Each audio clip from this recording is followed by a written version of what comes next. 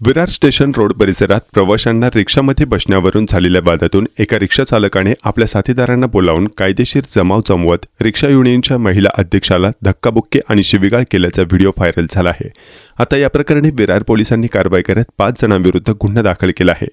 गेल्या काही काळापासून वसई विरार शहरात रिक्षा चालकांमध्ये किरकोळ वादातून होणाऱ्या हाणामारीचे अनेक व्हिडिओ सोशल मीडियावर व्हायरल होत आहेत। तर सोमवारी संध्याकाळी विरार पूर्वेतील स्टेशन रोड परिसरात मारहाणीची अशीच एक घटना समोर आली आहे।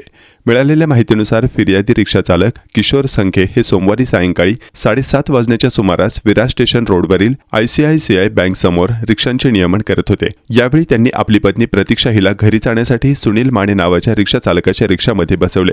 तर यावेळी हे लोक रांगेत रिक्षा उभी न करता मधूनच प्रवासी भरतात असा आरोप करत रांगेत उभा असलेला दुसरा रिक्षा चालक अमोल म्हात्रे याने सुनील माने यांच्या रिक्षाचा आणि फिर्यादीच्या पत्नीचा मोबाईलमध्ये फोटो काढण्यास सुरुवात केली। फिर्यादीने फोटो काढण्यास मज्जाव केला असता म्हात्रे याने त्यांना शिवीगाळ करत धक्काबुक्की केली।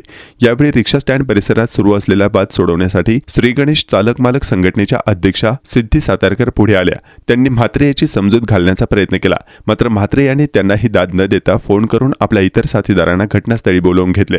म्हात्रे याच्या साथीदारांनी घटनास्थळी येऊन फिर्यादी आणि रिक्षा संघटना अध्यक्षा सिद्धी सातारकर यांना अर्वाच्य भाषेत शिवीगाळ करून मारहाण केली। या प्रकरणी किशोर रुखे यांनी दिलेल्या तक्रारीवरून विरार पोलिसांनी अमोल म्हात्रे, निर्मला माने, दिजी जाधव, दर्शना साळुंखे व एका अनोळखी रिक्षा चालकावर भारतीय न्याय संहितेचे कलम 189(2), 191(2), 190, 118(1), 115(2) आणि 352 अन्वये गुन्हा दाखल करण्यात आला असल्याची माहिती विरार पोलीस ठाण्याचे वरिष्ठ पोलीस निरीक्षक लालू तुरे यांनी दिली आहे।